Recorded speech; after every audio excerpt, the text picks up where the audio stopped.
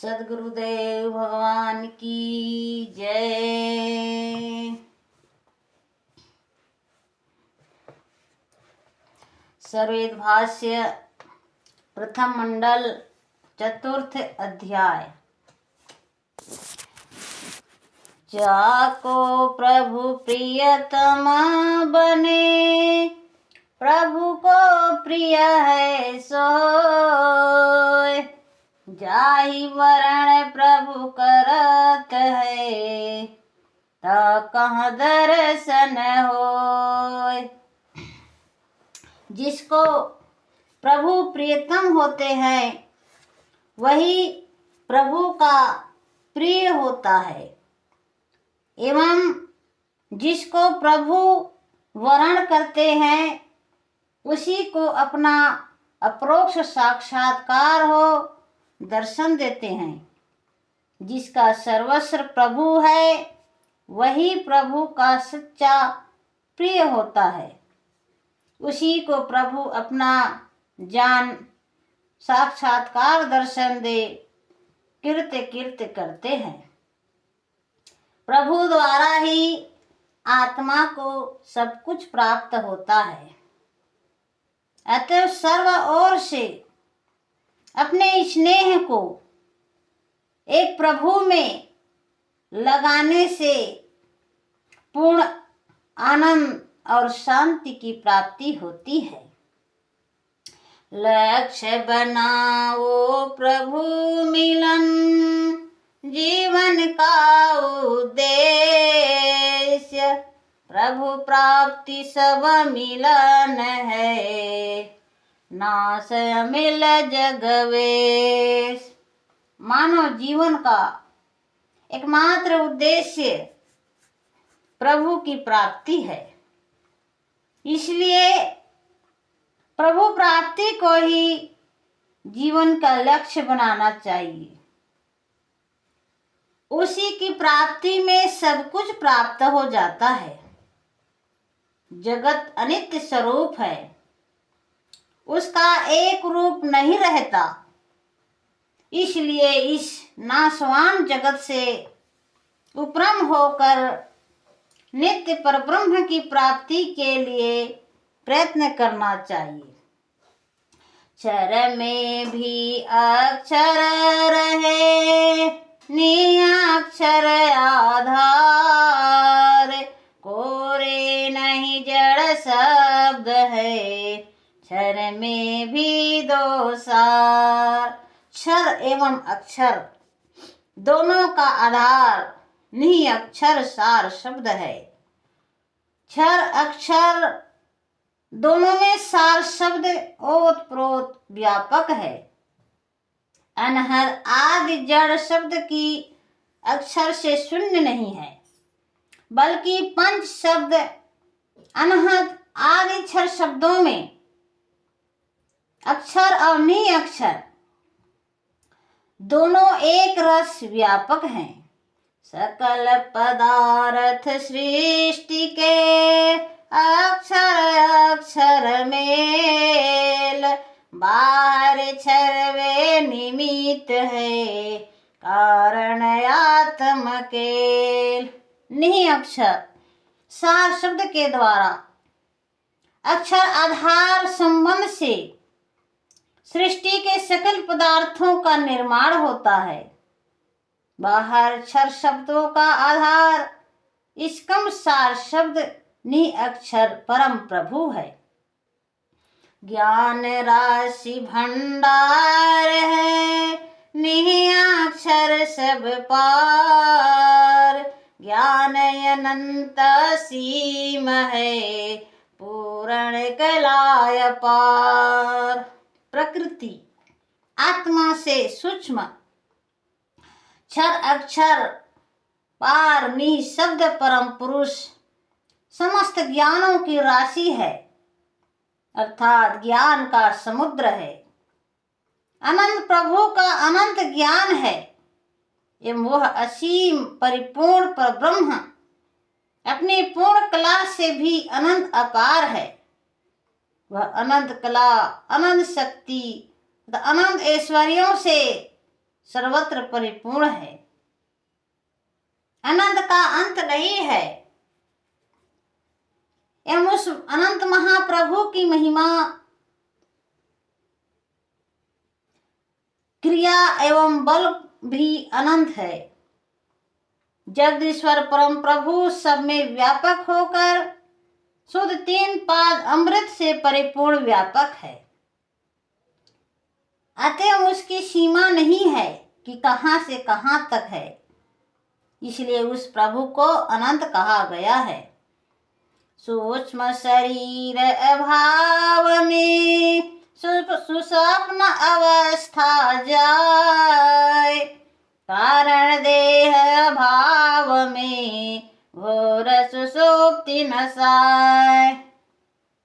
सूक्ष्म शरीर के अभाव हो जाने पर स्वप्न अवस्था का भी अभाव हो जाता है, क्योंकि जब स्वप्न देखने वाला शांत हो जाता है और बाह्य प्रतीति बंद हो जाती है, तब स्वप्न की स्थिति नहीं रह जाती है।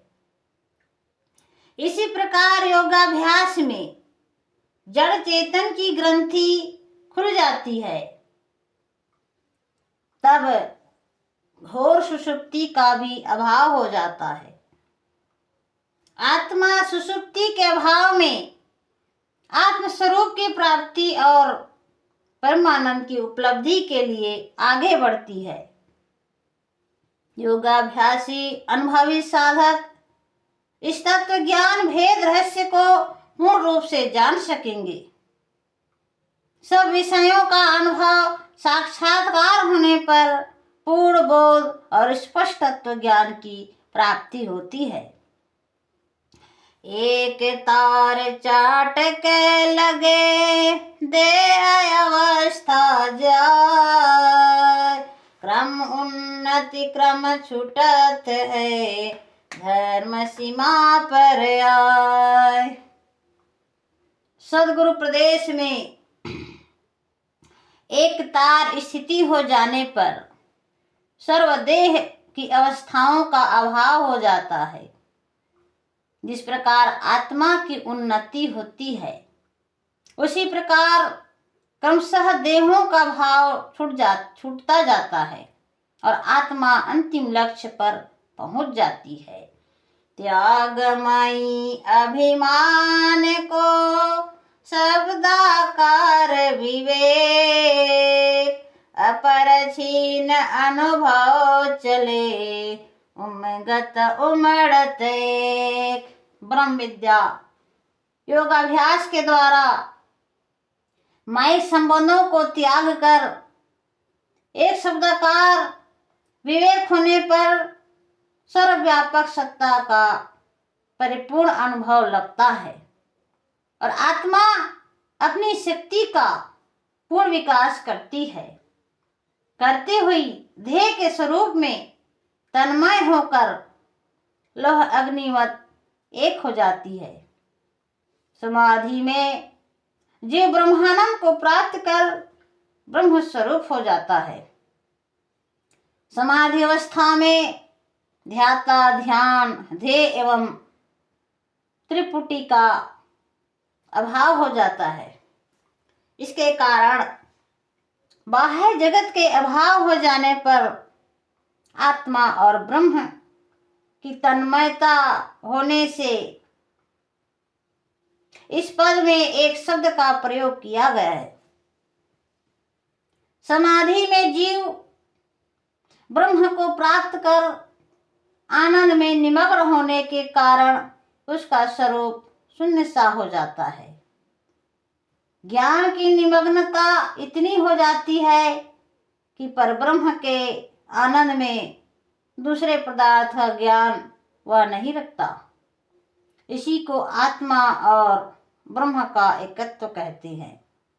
इसी भाव को लेकर इस पद में एक हो जाने का विवेक बतलाया गया है। शुद्ध धाम स्थिर रहे, देह सभी जड़ जाव, शुद्ध कर्म गुण उदय में अवस्था सर्वय भाव। चेतन धाम अर्थात ब्रह्म विद्या की सरोज भूमि में आत्मा की चेतना स्थिर हो जाने पर प्राकृतिक सभी जड़ देहों का भाव छूट जाते हैं एवं आत्मा के चेतनत्व के शुद्ध प्रकाश के उदय हो जाने पर उसके स्वाभाविक गुण और कर्म प्रकट होने लगते हैं एवं प्राकृतिक सभी अवस्थाओं के धर्मों का अभाव हो जाता है। कर्म भ्रमण जग विघ्न है, अभ्यासी को जान। एक एकांति नहीं गुहा, विपिन शिखर शुभमान। योगाभ्यासी अर्थात प्रारंभिक साधन करने वाले साधक को मन माया को लेकर संसार का भ्रमण करने से विघ्न उपस्थिति होता है। इसलिए योगाभ्यासी को संसार भ्रमण परित्याज्य है। एकाकी अकेला में ही रहकर पूर्ण रीति से भजन होता है। गुहा, वन और पर्वत पर निवास करने से ही एकांत का पूर्ण लाभ नहीं प्राप्त होता। निर्जन और एकांत स्थान में भी मन शांत नहीं है तो वहां निवास करने मात्र से ही योग की सफलता प्राप्त नहीं होती। एक ही एकांत होता है जहां से एक अनेक व्यक्तियों का संबंध लगा है। ऐसी गुहा और वन पर्वत के निवास से कोई लाभ नहीं है। योग समाधि अनुष्ठान में दीर्घ काल तक दृढ़ासीन होने वाला योगी एक ही स्थान पर बैठकर ब्रह्म सुख समाधि में निमग्न होता है। ब्रह्म प्राप्ति जीवन मुक्त हो जाने पर योगी जन संसार के कल्याण उपदेश के लिए जगत में भ्रमण करते हैं। केवल साधन अभ्यास काल में संसार का भ्रमण निषेध है। इसलिए एकाकी ही साधक एकांत सुख का लाभ करता है। पुरुषों में सद्गुरु शरण में रहकर सेवा सत्संग करने के कुछ काल पश्चात एकांत निवास की आवश्यकता होती है। योगी के लिए ही एकांत है और संसारी जनों के लिए एकांत विस्तुल्य है। उत्तम से जावृत्ति है एकाकी एकांत, एकाकी एकांत। निष्प्रिय भजन विवेक में विविध ठाम रहसान। संत योगाभ्यासी को भजन के लिए तितिक्षु बनकर सहजावृत्ति से अकेला निर्जन स्थान में रहना उत्तम है। वह विरक्त संसार की आस वासना से रहित होकर अकेला विविध स्थानों में रह अपने भजन विवेक में आनंदित हो शांत रहते हैं। प्रभृति गुहा जंगल नदी, झरना निर्जन धाम। सेवक रहित एकांत में भजन बने निष्काम। पर्वतीय या कृत्रिम गुहा, नदी, वन, झरना या निर्जन स्थान में निष्काम हो सेवक रहित अकेला रहकर भजन होता है। कृत्रिम गुहा ऐसी होनी चाहिए जो जमीन में खोदकर ना बनाई गई हो, बल्कि पृथ्वी के ऊपर ऊंचे स्थान पर हो, जहां पर वायु दोनों ओर से गुहा में प्रवेश करता हो।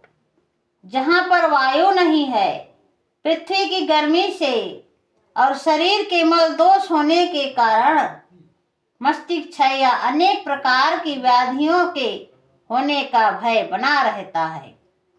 इसलिए गुहा में निवास करने वालों को भोजन, संयम, सदाचार और शरीर की शुद्ध पर विशेष ध्यान दे निवास करना चाहिए। सूर्य की किरणें, ब्रह्मामृत की वायु और जल गुहा में निवास करने वाले के लिए अति आवश्यक है।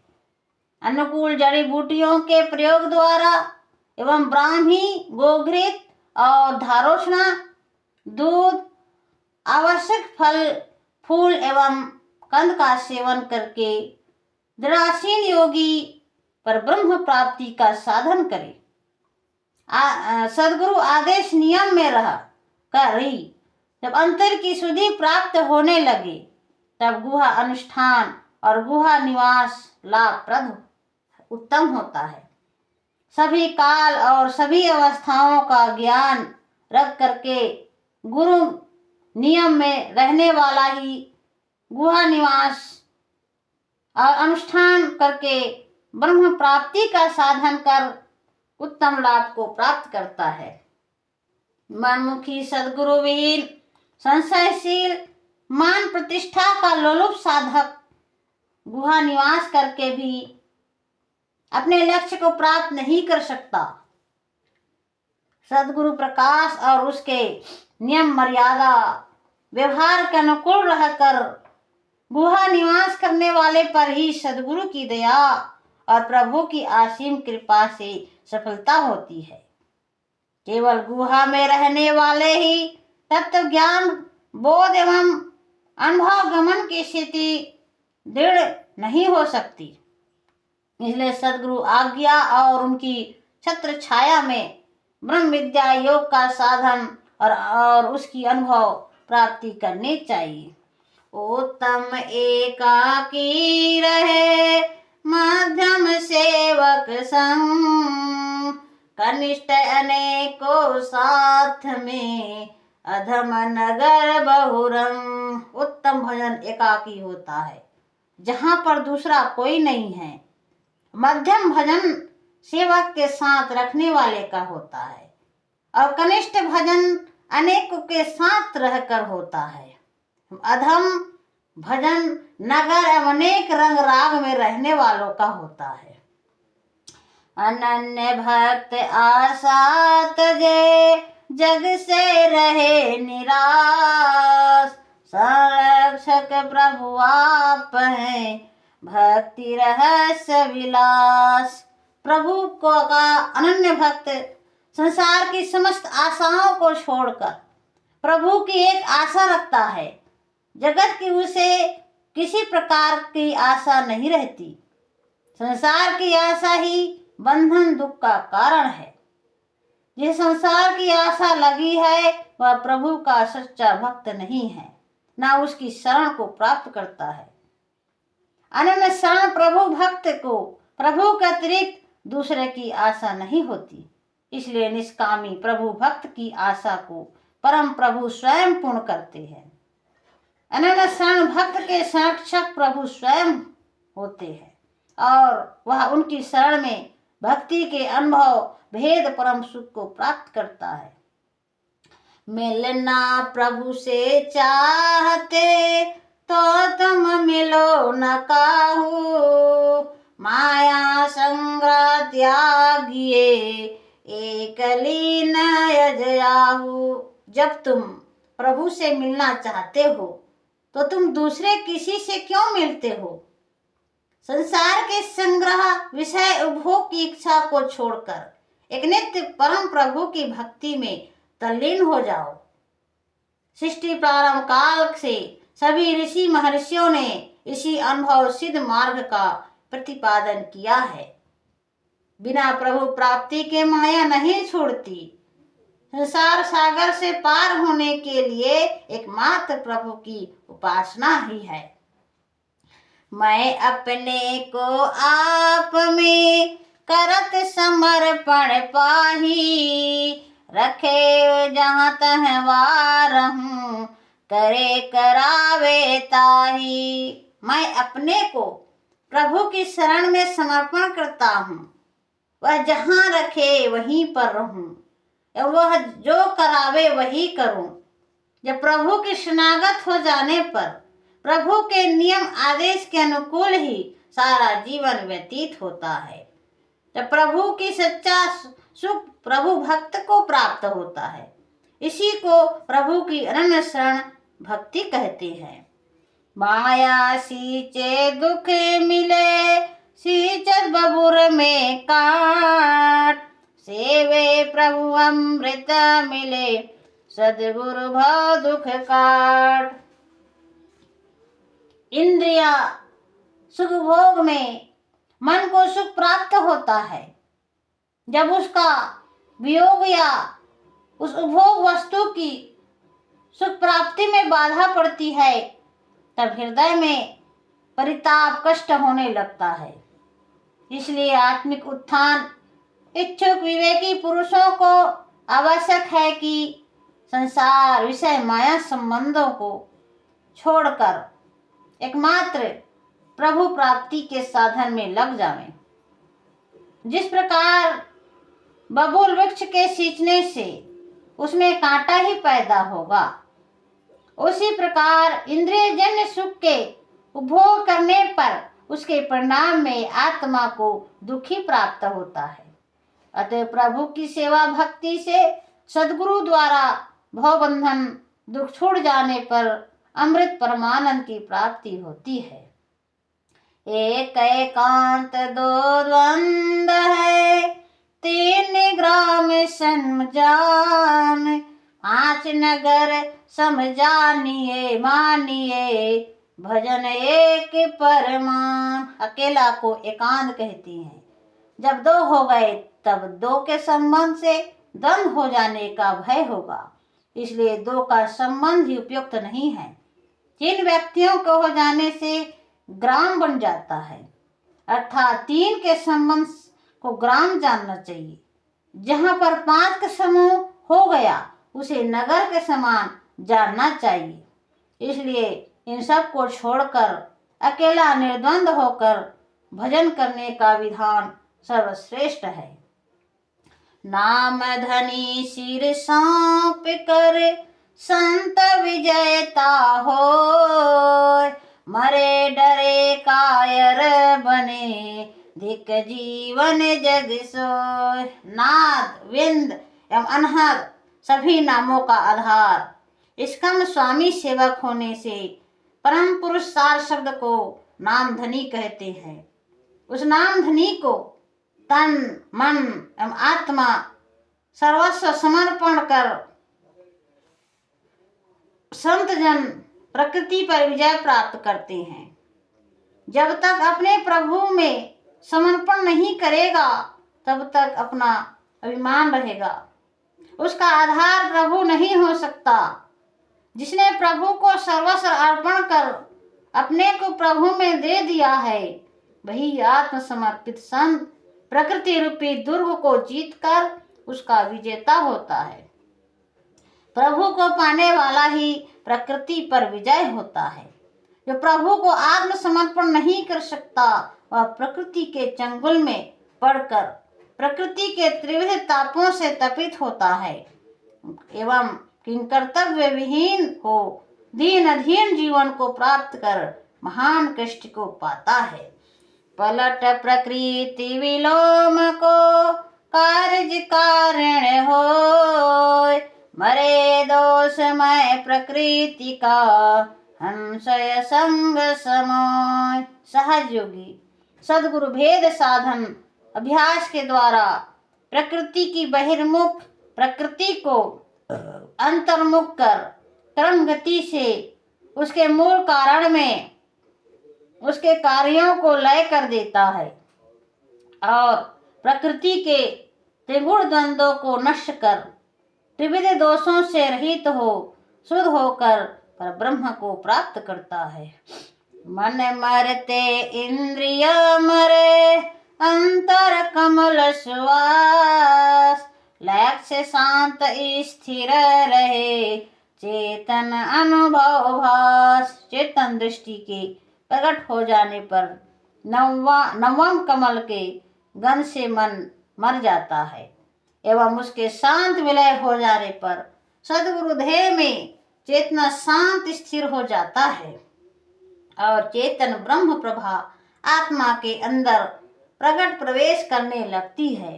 संधि भेद बैठक बने, अनुभव के घर आए।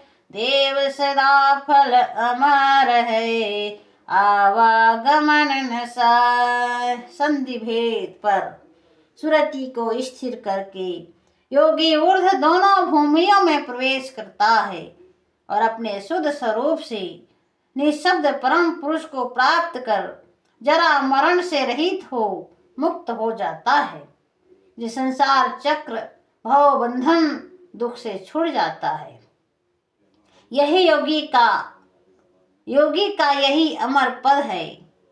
विदेह मुक्ति होती है, विदेह मुक्ति है, पर ब्रह्म प्राप्ति से ही जीवन मुक्ति, परमानंद की उपलब्धि और त्रिताप दुख की निवृत्ति होती है। यही जीवन का महान उद्देश्य है और अंतिम कृत्यता है। इति सर्वेद प्रथम मंडल चतुर्थ अध्याय भाष्य समाप्त। सद्गुरुदेव भगवान की जय।